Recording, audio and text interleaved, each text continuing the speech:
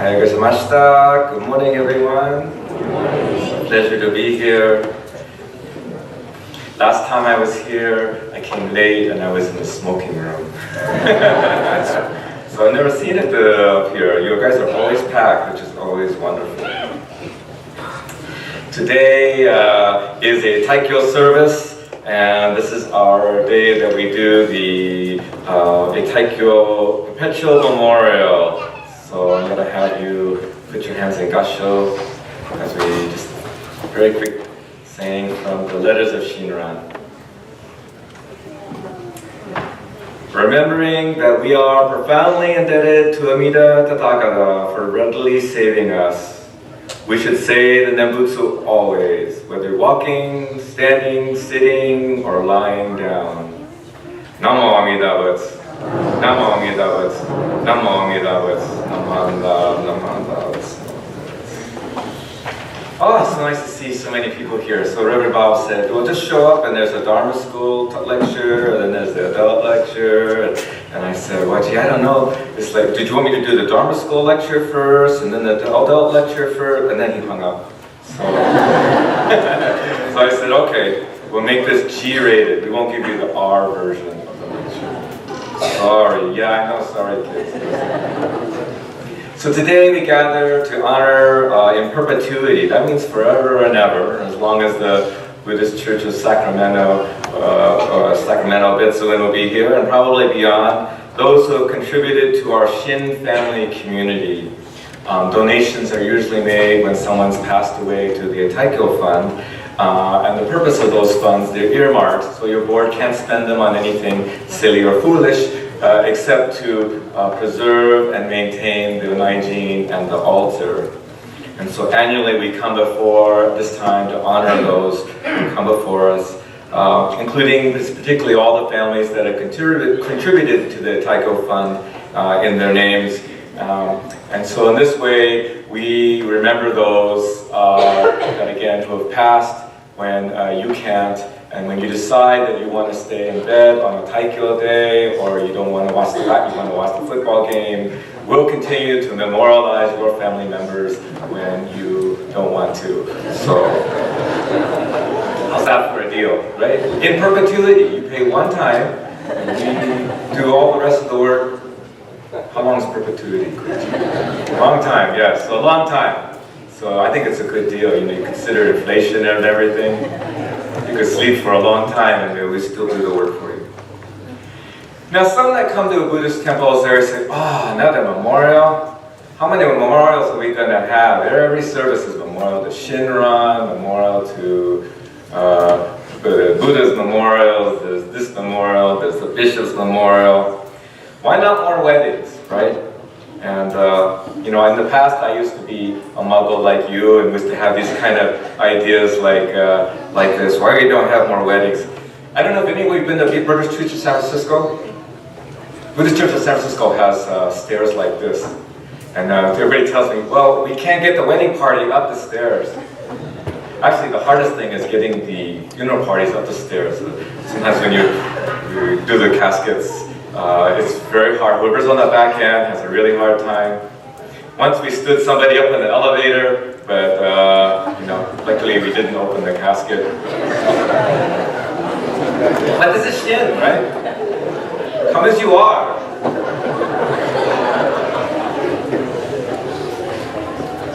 G-rated.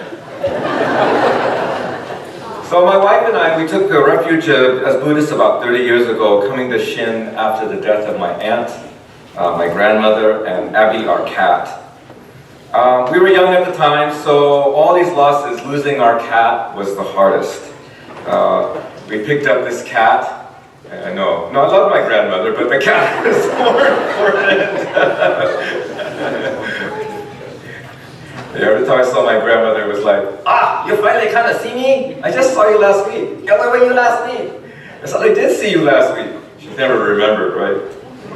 So there's the cat. We picked up this cat at the SPCA in San Mateo. It was much by accident. We just went to go see animals one day, and my wife was in a particularly sentimental mood, And this cat was a long-haired tabby cat, has the M on his head that says tabby. And it looked really mangy, but it had a really kind of like a sad look in its eyes. And my wife said, "Oh, can we take her home?" And I was the boyfriend at the time. And so what do boyfriends do when the girlfriend says, "Oh, can we take her home?" So we took her home and cleaned her up and fostered her, realizing that we weren't her first family, and combed and groomed her daily. And in return, this cat rewarded us with a long-haired cat. So what do long-haired cats do? Anybody have cat owners right now? They shed. What else did they do? Hairballs, yes. So we had daily hairballs. We had frequent diarrhea. And once commented on my brother. But we figured out this look in her eye was really just sort of a seductive lie. And she was in fact the dumbest cat in all of California. The only thing that was positive about this cat was the willingness to move with us about 10 times, because we met when we were students, and we moved from a dorm to a house to an apartment, and from LA to Palo Alto to Oregon, and Oregon to Mountain View, and the Mountain View back to LA, and back to San Francisco. This cat stuck with us, and wherever she did, she left her hairball that she did out at the other end. But we loved her anyway, and all that moving took its toll, and eventually she died. For the Dharma school kids, the lesson I want to share with you today, and I think you probably already know this, is goldfish, all things die, goldfish die, and all people do too. So that is one recognition that I hope that you'll have. My daughter is in New York City. She's raising, she's in art school. She bought a fish tank. She didn't like fish, so she bought these little shrimp. And all these messages we're getting, "Oh, namanda, my shrimp died." These things only live 2 weeks. But all things die, okay? So don't worry about it. This one, Abby died particularly horribly. She had cancer, kidney failure, heart murmurs, and we had to do this stuff where we had to give her water every day by hooking her up to this little IV tube. And at the end, she rewarded us again with lots of vomit and diarrhea. But that's how she was. And is anyone else that wants to get pets after this? We loved her anyway. And when she died, we cremated her, and we put her on our altar. Does everyone have an altar at your home? An altar? Some of you kids have altars at your home? I do recommend it. It provides a nice central practice for your home. You know, you come to temple once a week, but at home, it's really, we're a family denomination, so having an altar or something that you call special at home where you can recognize these things, it's always been helpful for my children. So we do the Nembutsu, and we cremated her, and she's right there. We're waiting to plant a tree, but we figured that she may kill the tree that she's under, so we haven't planted her under a tree yet. Now, again, this is a Eitaikyo service, so I don't want to make trite, of any of the losses that people have, especially during Eitaikyo. Many of you have lost parents, lost siblings, lost spouses, and sons and daughters, and friends. But again, as I said, this is our life cycle, right? And some Shin Buddhists, even some Shin ministers will look at this rather cynically. They will say, "Yep, you're born, you do good in school, you work for that raise, and then you die," right? Or for Shin ministers, "Yeah, you do the service, and then then the board fires you, and then you die." Yes, indeed. I think sometimes we need more weddings, right? Yet there's a method to these Shinshu memorials, because between the time that we're born and the time that we're dead, and the time that we're struggling to get through school and do the SAT tests and get our first job and have the first baby and buy the first, all these things that you're supposed to do before and during and after, all these little moments of great joy, the goofy moments of great sadness, the happy moments of hopes and dreams. I like to call them rememberies. My kids said, "Dad, you just made that up." I said, no, that's the way I remember. I said, my kids would say, never happened that way. I said, doesn't matter whether it happened that way. That's the way I remember it. I remember Abby, during all that, she loved me the most. So when we think upon these things, this is a very Buddhist thing when we're remembering. And we're remembering over our lives and the lives of our friends. This is the heart of the Buddhist practice. This is the Nen Butsu. Okay? Nen is to think on, but it's also to remember Amida Buddha. And Amida Buddha is the Buddha of infinite life and light.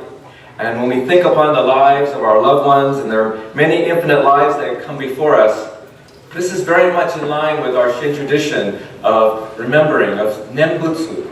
Remembering my husband, remembering my daughter, remembering my best friend and my co-worker, and the cat and the fish and the hamster, and all the little ants that we just stepped on because they were in the bathroom. These are all the lives that have made this possible for us to be here.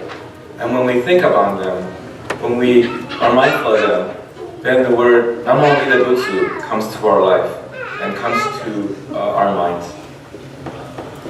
Okay, so take a hold of that, put that aside. Now I'm gonna equal opportunity. We're gonna tell a dog story. So my mother-in-law is 86 years old, and she's had her fair share of losses. She has an outfit, a Christian Dior outfit. I didn't say Christian Dior outfit, but she has this Christian Dior, this black. I said, that's a beautiful outfit. She says, well, when you go to as many funerals as I do, you have, wardrobes that are appropriate. And I said, oh, that's sad. And she says, she's lost her mother. We lost my father-in-law, brothers and sisters, and everywhere she goes every week when she's home, she goes to the cemetery and does Ohakamari.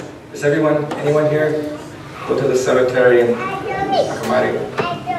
She does that every week. She has a bucket, a brush, and goes and scrubs the headstone.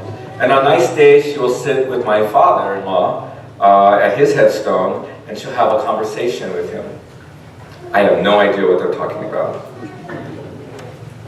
But whenever she talks to people about losses, she doesn't talk about my father-in-law or, I guess, my grandmother-in-law, my wife's grandmother. She'll talk about her dog, Tuffy. Tuffy was a white terrier who was her best friend when she was, I think she was 12 or 13 when she went into camp at Minidoka. And as you know, at the time, you had to bring one luggage, no pets, and so they had to give Tuffy, her favorite dog, to the neighbors. And so as they are getting ready to go, she's hugging and kissing Tuffy and saying goodbye, and then she climbs on this truck, this farm truck that was going to take them to the train.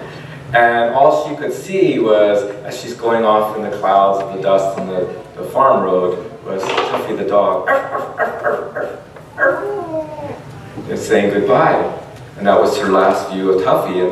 And so through all the camp, she's asking her mom, I hope Tuffy's okay, I hope everything's fine, I hope everything's good with Tuffy. And her mother would say, so this. And Tuffy lived. Tuffy lived throughout the whole war.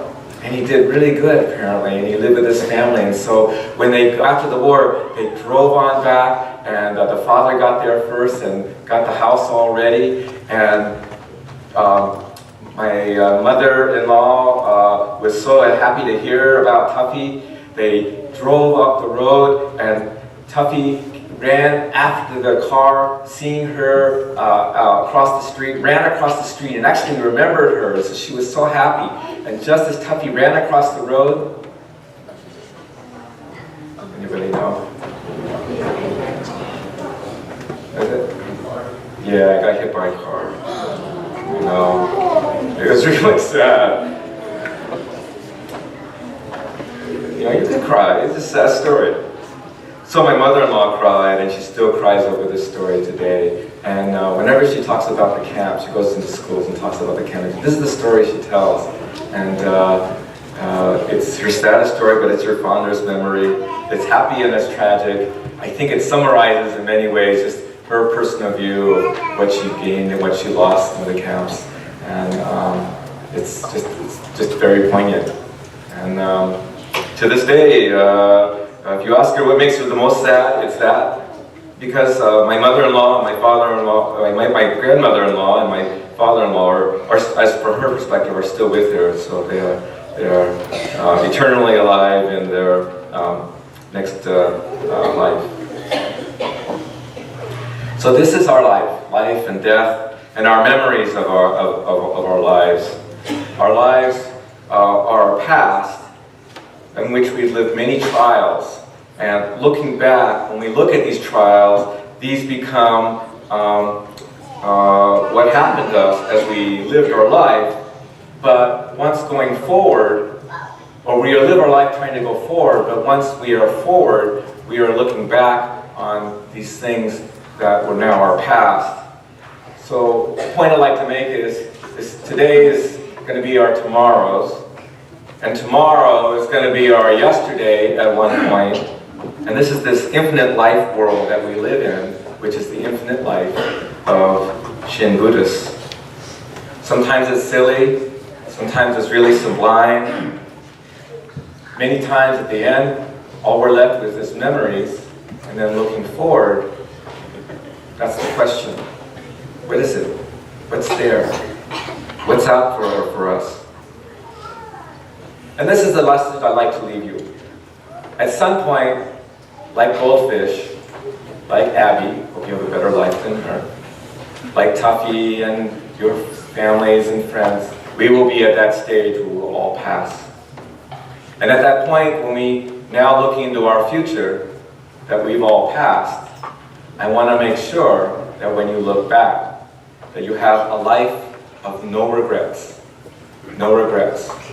This is the Shin promise. This is Joro Shinkyu. This is Shinran saying to us, have a settled life, Anjin, this life, this perfect life, here and now, of no regrets. But how do we do this? Because we're looking into these great unknowns and we're worried about what we're going to do, the job we're going to get, the school we're going to go to, whether my mom is going to be mad because I ate the extra cookie, whether my wife is going to be mad because I played the extra round of golf. All these different things. Looking back, life of no regrets. So this doesn't mean you can do whatever you want. That's a Zen message. If you want that message to do whatever you want, go to the Zen temple. They don't care. In the Shin temple, children need to work hard, learn to grow some skills. You need to make some good friends. You need to be kind. Not fight with your younger brother and sister, right? You guys are fighting right now, I know. Even as grown-ups, we need to do this. Because no one remembers at any point what we say and do. But people are going to remember how you made them feel. This one was nasty. This one was stuck up. This one was kind and gentle and curious and funny. And my question to you, as you're looking forward, is not so much all the things you have to do, but how do you want us to remember you? How do you want us to think about you? How do you want us to, at the Perpetual Memorial, to remember you as one of the many, the strong, that gave to this temple and helped our community? Or to be remembered as something else? So that's my question to you. Will you be Abby the cat, or Tuffy the dog? Somewhere in there, two different options, and we can go about our path and figure it out. But I do think that between the past and the future, there's this present moment. And this is this moment of Nen, or mindfulness, of thinking, life and death. We're all goldfish, and sooner or later. So for me, I want to be remembered as this: sincere, devoted, compassionate, and handsome. Oh, he was a handsome minister.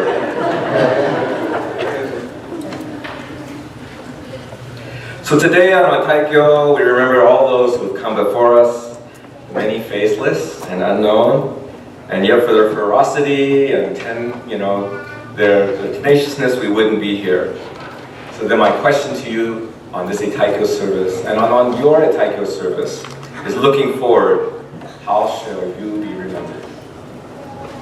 So let's turn and put our hands in Gassho as we do this last closing.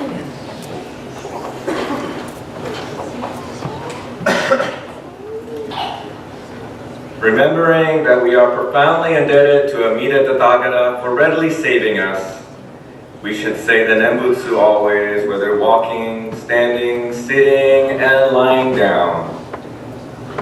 May Sacramento Betsuin be always remembered as the best place in the world, the Disneyland among Buddhist temples, the happy place, and all of you are its guests. Namo Amida Butsu. Namo Amida Butsu. Namo Amida Butsu. Namanda, Namanda.